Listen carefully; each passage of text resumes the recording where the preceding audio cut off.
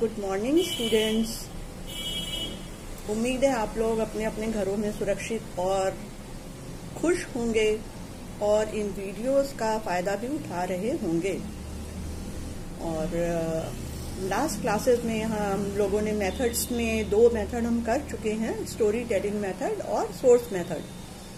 आज हम लोग एक बहुत ही इंटरेस्टिंग मेथड शुरू करने जा रहे हैं। इतिहास शिक्षण में खासकर इसका बहुत ज़्यादा महत्व है और ये बहुत रोचक भी है। ये कक्षा शिक्षण से बिल्कुल अलग हटकर है। अब आप समझ ही गए होंगे कौन सा मेथड है जिसके बारे में हम बात कर रहे हैं। ये है क्षेत्रीय भ्रमण या पर्यटन भी कह सकते हैं इसको, एक्सकर्शन, क्षेत्रीय भ्रमण, फील्ड ट्रिप। तो आज हम लोग इस मेथड के बारे में जानेंगे कि क्षेत्रीय भ्रमण के द्वारा हम बच्चों को कैसे इतिहास का शिक्षण दे सकते हैं। क्योंकि इतिहास अतीत से संबंधित है और अतीत का ज्ञान हमें लोगों के द्वारा छोड़े गए स्रोतों से होता है। उस समय के जो सोर्सेज हैं उसके आधार पर ही हमें इतिहास का ज्ञान होता है। तो वो सोर्सेज क्या हैं, उनका भ्रमण करके, उनको देखकर हम लोग जान सकते हैं कि इतिहास उस समय उसका क्या महत्व रहा होगा या वो किसी घटना से कैसे संबंधित रहा होगा। तो चलिए देखते हैं क्षेत्रीय भ्रमण। तो इतिहास शिक्षण को रोचक, वास्तविक और बनाने के लिए हम कई तरह के साधनों का इस्तेमाल करते हैं। तो इसे सजीव, सरल और रोचक बनाने के लिए क्षेत्रीय भ्रमण को भी बहुत महत्वपूर्ण जगह दी गई है। इससे इतिहास रियल लगता है, सजीव लगता है। इससे हमको इस बात का एहसास होता है कि इतिहास वास्तविक घटनाओं का अध्ययन है, ना कि कोई कहानी है। तो विद्यालय शिक्षण के अंदर ये एक ऐसा विषय है जिसका शिक्षण विद्यालय के अंदर सफलतापूर्वक नहीं किया जा सकता है जब तक हम इतिहास से संबंधित उन जगहों को बच्चों को नहीं दिखाएंगे, तो वो उसको सही तरह से नहीं समझ पाएंगे। इसलिए क्षेत्रीय भ्रमण इतिहास शिक्षण के लिए बहुत जरूरी है और ये प्रत्यक्ष अध्ययन के लिए काफी मौका मिलता है। मतलब प्रत्यक्ष अध्ययन से मतलब है हम वस्तुओं को, जगहों को या भवनों को सामने देखकर उसके बारे में जानकारी हासिल करते हैं, जो सुनी सुनाई बातों से ज्यादा प्रभावशाली होता है। तो प्रत्यक्ष रूप से अध्ययन करने के लिए कुछ जगहें हैं और वो क्या क्या है वो हम अभी बताते हैं आपको। तो एक्सकर्शन या field trips can provide unparalleled learning experiences particular in the teaching of history. They can provide first-hand observation and new information to enable the students to realize that history is not mere a story, but it is related to the real happenings or real events. They are also of great use for developing an appreciation of architecture, sculpture, painting, etc. And they are the real sources of history also. अब आइए possibilities of excursion या field trips। क्षेत्रीय भ्रमण के लिए संभावित स्थान कहाँ कहाँ पर हम लोग जा सकते हैं।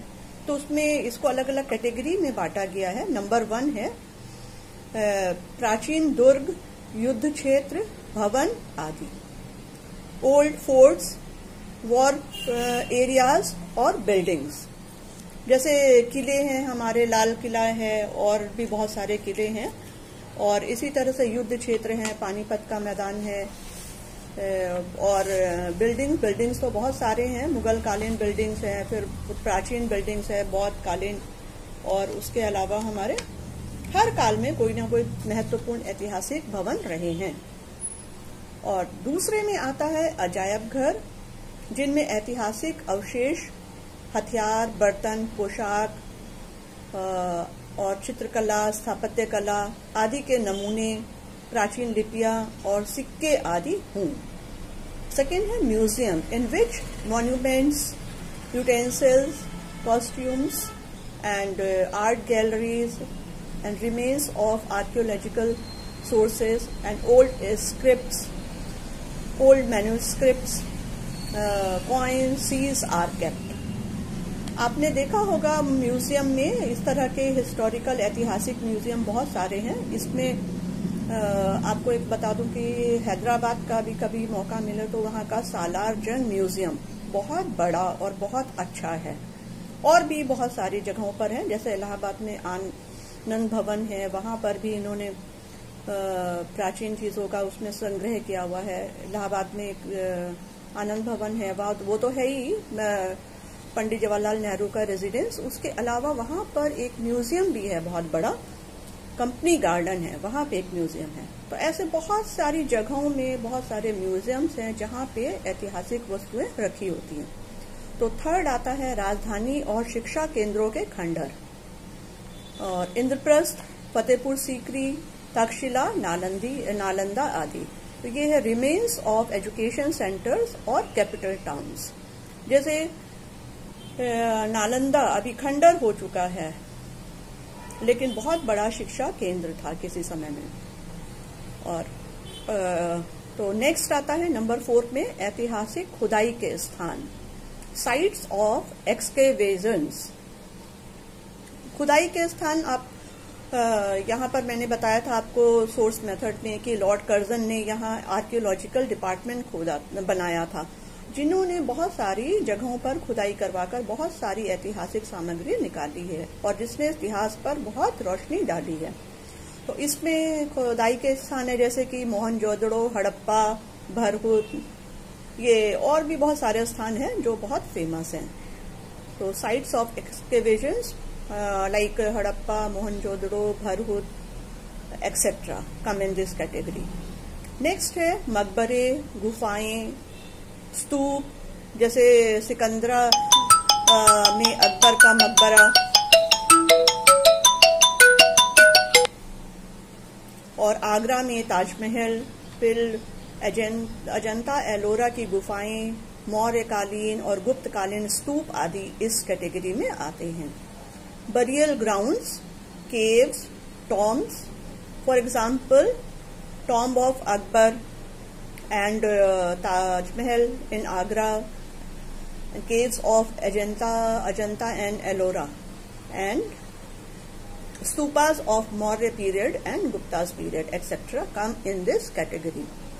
Next है स्थानीय ऐतिहासिक वस्तुएं, लोकल या स्थानीय ऐतिहासिक स्थल, लोकल हिस्टोरिकल प्लेसेस। तो हम जहाँ रहते हैं वहाँ आसपास भी बहुत से ऐसे स्थान होते हैं जो ऐतिहासिक दृष्टि से महत्वपूर्ण होते हैं और जहाँ बच्चों को ले जाया जा सकता है, क्योंकि अपने स्थानीय इतिहास का ज्ञान होना बहुत जरूरी है। जहाँ हम रह रहे हैं कम से कम उसका संपूर्ण ज्ञान हमें होना चाहिए। अब आइए क्षेत्रीय भ्रमण, इतिहास में क्षेत्रीय भ्रमण का महत्व, इम्पोर्टेंस ऑफ फील्ड ट्रिप और एक्सकर्शन इन हिस्ट्री टीचिंग। इतिहास में इसका क्या महत्व है, क्षेत्रीय भ्रमण का हम क्यों ले जाना चाहते हैं या क्यों ले जाना चाहिए बच्चों को क्षेत्रीय भ्रमण पर। तो सबसे पहला है कक्षा शिक्षक को रोचक बनाना, to make the classroom teaching effective या क्लास टीचिंग इफेक्टिव, इफेक्टिव और इंटरेस्टिंग। कक्षा शिक्षक को रोचक बनाना, to make class teaching interesting. तो पर क्षेत्रीय भ्रमण ऐसी विधि है जिसके द्वारा कक्षा शिक्षण की नीरसता को खत्म करने में मदद देता है और ये हमें सीधे अनुभव और धारणाओं को वास्तविक बनाने में मदद करता है। ये हमको सीधा अनुभव प्राप्त करता है, मतलब हम खुद अपनी आंखों से देखकर उसके बारे में जानकारी हासिल करते हैं। और बच्चे जब किसी वस्तु के बारे में या किसी चीज जगह के बारे में सुनते हैं तो सुनी हुई बातों से ज्यादा वो देखी हुई बातों में रुचि लेते हैं, तो उनको और उसको आसानी से वो सीख भी लेते हैं और ग्रहण कर सकते हैं। सुनने में हो सकता है उनको कोई चीज समझ में ना आए, लेकिन जब वो सुनने के साथ साथ देखते भी हैं उसको तो वो बहुत अच्छी तरह से उनकी समझ में आ जाती है। हम यहाँ बैठे बैठे अगर बच्चों को बताएं कि ताजमहल इस तरह से बना हुआ है या उसमें किस तरह के पत्थरों का प्रयोग किया गया है तो बच्चे नहीं समझ पाएंगे, लेकिन जब वो खुद देखेंगे तब उनको समझ में आएगा कि हाँ कैसे बनाया गया होगा उस समय में इसको और कितना खूबसूरत है, उसकी खूबसूरती को भी वो देख सकेंगे। पर्यटन से कक्षा शिक्षण की अध्यापन विधियों में बदलाव भी आता है, इसलिए कक्षा शिक्षण की परंपरागत शिक्षण विधियों में बदलाव लाकर ये इतिहास को रोचक बनाता है। कक्षा में अगर हम सिर्फ बच्चों को पढ़ा रहे हैं किसी चीज के बारे में या इतिहास के बारे में और तो वो लगातार बैठे बैठे एक तो क्लासरूम में बोर हो जाते हैं और उनको रुचि नहीं आती है। फिर इतिहास एक ऐसा विषय है जो वास्तविकता से संबंधित है, तो जब हम उन जगहों को, उन चीजों को दिखाते हैं तो बच्चे उनमें ज्यादा रुचि लेते हैं। अब दूसरा पॉइंट आता है love for the achievement of forefathers, पूर्वजों की उपलब्धियों के प्रति प्रेम। इतिहास में जो भी देने हैं वो हमारे पूर्वजों के द्वारा दी गई हैं, तो बच्चे जब पर्यटन पर जाते हैं या क्षेत्रीय भ्रमण पर जाते हैं तो वो उनके बनाई भी उन जगहों को, उन चीजों को, उन भवनों आदि को देखते हैं तो उनके अंदर अपने पूर्वजों के प्रति सम्मान की भावना भी पैदा होती है। तो छात्रों में पर्यटन से अपने पूर्वजों की उपलब्धियों के लिए प्रेम और गर्व की भावना विकसित की जा सकती है। छात्रों को ऐतिहासिक खंडर, प्रसिद्ध स्मारक, स्तूप, मकबरे, किले आदि को दिखाना चाहिए और बताना चाहिए कि ये उन लोगों की सभ्यता और संस्कृति के प्रतीक हैं। और जब वे इन ऐतिहासिक स्मारकों को देखेंगे तो वो अपने पूर्वजों की उपलब्धियों के महत्व को समझेंगे, मतलब अपने पूर्वजों के द्वारा छोड़ी गई इन अमूल्य निधियों के महत्व को समझेंगे कि कितनी अमूल्य देन दी है उनके पूर्वजों ने उन्हें। तो उसके लिए उनके लिए इनके मन में आदर और सम्मान की भावना भी जागेगी और इस तरह वो अपने पूर्वजों की उपलब्धियों पर गर्व करने लगेंगे। आज हम जैसे बहुत बड़े गर्व से कहते हैं कि ताजमहल हमारे हिंदुस्तान में है, जो दुनिया के 7वें अजूबे में से एक है। तो इतनी अमूल्य निधि हमारे देश में इसी तरह से बहुत सारे हैं, अशोका के स्तंभ हैं, पिलर्स हैं और भी बहुत सारी चीजें हैं जो अलग अलग समय में अपना महत्व बनाए हुए हैं आज भी। तो उन्हें उस समय की सभ्यता और संस्कृति का भी ज्ञान होगा। एक तो वो अपने पूर्वजों के प्रति प्रेम की भावना पैदा होगी, दूसरे उन्हें उस समय की सभ्यता और संस्कृति की भी जानकारी होगी कि उस समय हमारी सभ्यता और संस्कृति कैसी थी। फिर तीसरा है स्थानीय इतिहास का ज्ञान, नॉलेज ऑफ लोकल हिस्ट्री। पर्यटन से स्थानीय इतिहास का पूरा ज्ञान कराया जा सकता है। इसके माध्यम से हम भौतिक, सामाजिक और ऐतिहासिक तथ्यों का परिचय पा सकते हैं। यानी हम अपने आसपास, हम जहाँ रह रहे हैं वहाँ पर ऐतिहासिक महत्व की कोई जगह है तो बच्चों को ले जा सकते हैं। मान लीजिए कोई पुराना किला है या खंडर है, तो ये तो भौतिक सामग्री हो गई और इसका लोगों के सामाजिक जीवन पर क्या प्रभाव रहा होगा या उससे कैसे संबंधित रहे होंगे लोग, इसकी जानकारी भी हमें हो जाती है। और साथ ही साथ उसका ऐतिहासिक महत्व क्या रहा है, इतिहास में उसका क्या महत्व रहा है, किसी घटना से वो कैसे संबंधित रहा है, इसकी भी जानकारी हमें हो जाती है। तो हम उन तथ्यों से तो परिचित होते ही हैं, ऐतिहासिक, सामाजिक और भौतिक से, साथ ही साथ उनके आपसी संबंधों को समझने में भी समर्थ होते हैं। यानी उनमें आपस में क्या संबंध रहा होगा। कोई मान लीजिए कोई किला का खंडर है तो वो उस समय में किला कैसे रहा होगा, या उस जगह पे कोई ऐसा प्राचीन मंदिर है जो बहुत महत्वपूर्ण रहा होगा, तो लोगों के सामाजिक जीवन से वो कैसे संबंधित रहा होगा। तो आपसी संबंधों को भी समझने में बच्चे समर्थ होते हैं और उन्हें रोज के काम आने वाला ज्ञान भी मिलता है, रोज के काम आने वाली जानकारी भी हासिल होती है। तो through excursion complete knowledge of local history could be provided and they can have knowledge of material, social and historical facts which would be helpful in their practical life. अब नेक्स्ट आता है डेवलपमेंट ऑफ मेंटल पावर्स, मानसिक शक्तियों का विकास। तो इतिहास के द्वारा छात्रों की विभिन्न शक्तियों का विकास भी होता है, जैसे कि उनकी निरीक्षण करने की शक्ति, कल्पना करने की शक्ति, अन्वेषण शक्ति और निर्णय लेने आदि की शक्तियों का विकास होता है। जब वो किसी ऐतिहासिक स्थल या भवन आदि को देखते हैं या किसी युद्ध क्षेत्र को देखते हैं तो वो कल्पना करने लगते हैं कि किस तरह से उस समय ये युद्ध हुआ होगा, या वो इमारत किस तरह से इतिहास में महत्व रखती है। वो इमारत वहाँ पर अगर कोई जैसे लाल किला है, लाल किला के अंदर दीवाने आम, दीवाने खास ये सब है, तो छात्र जब अंदर जाते हैं तो ये देखकर कल्पना करने लगते हैं कि किस तरह से वहाँ मुगल बादशाह बैठते रहे होंगे दरबार में, कैसे वहाँ लोग आते, वहाँ उसकी कार्यप्रणाली चलती रही होगी।